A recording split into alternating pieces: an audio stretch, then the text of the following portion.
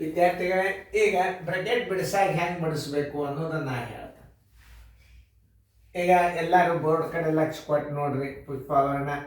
ನೀವು ಇನ್ನೊಂದು ಮಾತೃಭಾಷೆಯಲ್ಲಿ ನೀವು 5ನೇ ವರ್ಗದ ತನಕ ಕನ್ನಡ ಮೀಡಿಯಮ್ದಾಗ ಕಲಿತು 6ನೇ ವರ್ಗಕ್ಕೆ ಇಂಗ್ಲೀಷ್ ಮೀಡಿಯಮ್ ಹೋದ್ರೆ ಏನು ಲಾಭ ಅದ ಅನ್ನೋದು ಹೇಳ್ತಾನೆ.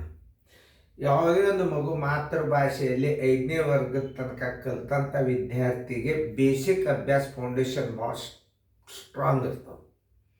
ಯಾಕೆ ಅವಾಗ ಅರ್ಥ ಆಗ್ತದೆ ಕನ್ನಡ. ಆಮೇಲೆ ಈ ಕಡೆ ಕರ್ನಾಟಕದಾಗ ಹುಟ್ಟಿ ಮಾತೃಭಾಷೆ ಕನ್ನಡ ಇದ್ದ ಅದಕ್ಕೆ ಹೊಸ ಲ್ಯಾಂಗ್ವೇಜ್ ಆ ಮಗುವಿಗೆ ಕಲಿಸಿ ಅದಕ್ಕೆ ಎಷ್ಟು ಸ್ಟ್ರೇನ್ ಆಗ್ತದಂದ್ರೆ ಆಡು ಭಾಷೆಯಿಂದ ವಿದ್ಯಾಭ್ಯಾಸ ಭಾಳ ಮನುಷ್ಯನ ತೊಗೊಂಡ್ಬಿಡ್ತು. ಮನೆಯಲ್ಲಿ ಮಾತೃಭಾಷೆಯಲ್ಲಿ ಯಾವುದೇ ಒಂದು ಅಭ್ಯಾಸ 5ನೇ ವರ್ಗದವರೆಗೆ ಮಾತೃಭಾಷೆಯಲ್ಲಿ ಕಲಿಬೇಕು.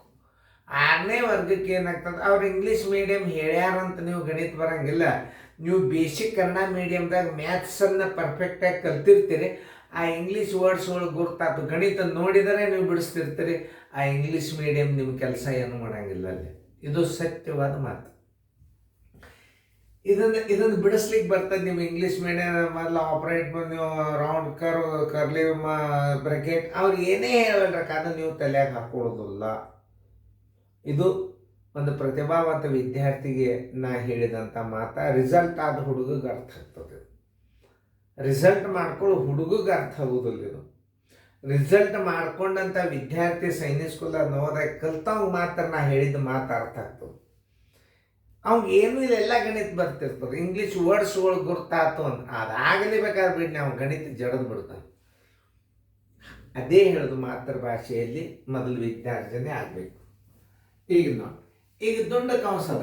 ಇದನ್ನು ನೀವು ಮೊದಲು ತಗೋಬೇಕು. ಇದು ಸ್ಮಾಲ್ ಬ್ರಾಕೆಟ್, ಕರೋ ಬ್ರಾಕೆಟ್ ನೋಡ್ರಿ. ಯಾವ ಬ್ರಾಕೆಟ್ ಅನ್ನೋದು ಸಹಿತ ನೀವು ತಿಳ್ಕೊಬೇಕಾಗ ಫಸ್ಟ್ ಆಪ್ರೇಟ್ ಮಾಡೋದು ಸ್ಮಾಲ್ ಬ್ರಾಕೆಟ್. ಅದಕ್ಕೆ ನಾವು ಏನಂತೀವಿ, ದೊಡ್ಡ ಕಂಸ ಅಂತೀವಿ. ಇದಕ್ಕೆ ಅವರು ಸ್ಮಾಲ್ ಬ್ರಾಕೆಟ್ ಅಂತ. ಇದನ್ನು ಹೊರಗೆ ತೆಗೀರಿ. ಹೆಂಗೆ ಹೊರಗೆ ತೆಗಿಬೇಕು? 5 ಅಂದ್ಲೆ 5 1 3 8 8 ನೋಡ್ರಿ. ನಾ ಹೆಂಗೆ ಕಲಿಸ್ನು 5 8 5 ಅಂಶ ಮೈನಸ್ 2 3 ಅಂಶ. ಇದ್ರ ಲಸ ತಕ್ಕೋತ್ ಕೊಡಬಾರ್ದು ನೀವು. ಯಾಕಂದ್ರೆ 2 ಅವಿಭಾಜ್ಯ ಸಂಖ್ಯೆ ಅಂದ್ರೆ ಇವುಗಳ ಗುಣಲಬ್ಧೇ ಲಸ ಇರ್ತವೆ. 5 3 15 ನೋಡಿ. ಇಲ್ಲಿ ಗುಣಾಕಾರ ಹಾಕ್ರಿ. 5 3 3 5 8 3 24 ಮೈನಸ್ 5 2 10 ಬರೋಬ್ಬರಿ 24 10 ಅದರ 14 ಆಯ್ತು. ತಳಗ 15 ಬಂತು. ಇದನ್ನೇನು ಮಾಡಬೇಕು? ಭಾಗಾಕಾರ ಹಾಕಿ ಈ ದೊಡ್ಡ ಕಂಸ ಹೋಯ್ತು, ಸ್ಮಾಲ್ ಬ್ರಾಕೆಟ್ ಹೋಯ್ತು. ಈಗ ನಿಮ್ಮ ಉತ್ತರ ಬಂದಾಗ ಆವಾಗ ಭಾಗಾಕಾರ ಹಾಕಿ ಈ ಕಂಸನ್ನು ತೆಗೆದು ಈ ಕಂಸ ಇಡಬೇಕು. ನಾ ಹೆಂಗೆ ಇಡುತ್ತ 4 1/7 ಮೈನಸ್ ಕರ್ಲ್ 2 2/3 ಡಿವೈಡ್ ಎಷ್ಟು ಬಂದದ? 14/15.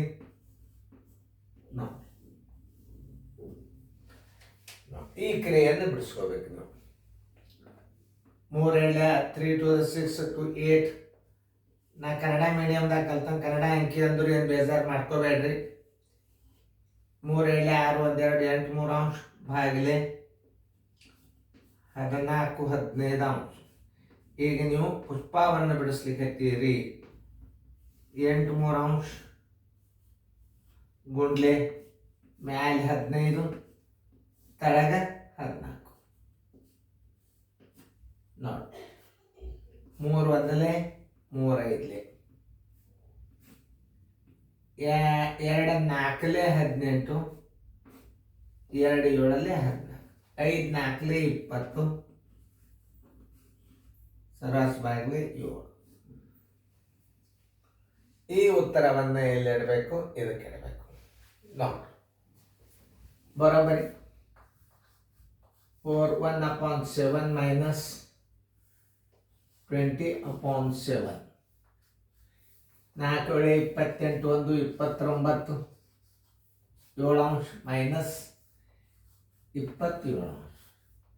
ಛೇದಗಳ ಸಮ ಇದ್ದಾಗ ಲಸಾಗಿ ತೆಗಿಬಾರ್ದು. 29ರಾಗ 20 ಹೊತ್ತಂದ್ರೆ 9 7 ಅಂಶ. Answer is equal to 9/7 is equal to 7 ಅಂದರೆ 7 2. ಇದನ್ನು ಮಿಶ್ರ ಭಿನ್ನ ರಾಶಿಯಾಗಿ ಇಡಬೇಕು. Answer is equal to 1/2/7. ನೋಡಿ ನಿಮ್ಮದು ಉತ್ತರ ಬಂದದೆಲ್ಲ ನೋಡ್ರಿ, ಚೆಕ್ ಮಾಡ್ಕೋರಿ. ಆಮೇಲೆ ಬಂದಿತ್ತು ಅಂದ್ರೆ ನಾನು ರೀಚೆಕ್ ಮಾಡ್ತೀನಿ. ಮಾಡಿದಿಂದ ನಾವು ಉತ್ತರ ಫೈನಲ್ ಮಾಡಿ. ನೀವು ಮುಂದಿನ ಸಿಂಪ್ಲಿಫಿಕೇಶನ್ಗಳನ್ನು ನೀವು ಬಿಡಿಸ್ಬೇಕು. ಬ್ರಕೆಟ್ಗಳನ್ನು ಮುಂದಿನ ಬ್ರಕೆಟ್ಗಳನ್ನು ನೀವು ಬಿಡಿಸ್ಬೇಕು, ಬಿಡಿಸಿ ತೋರಿಸ್ಬೇಕು.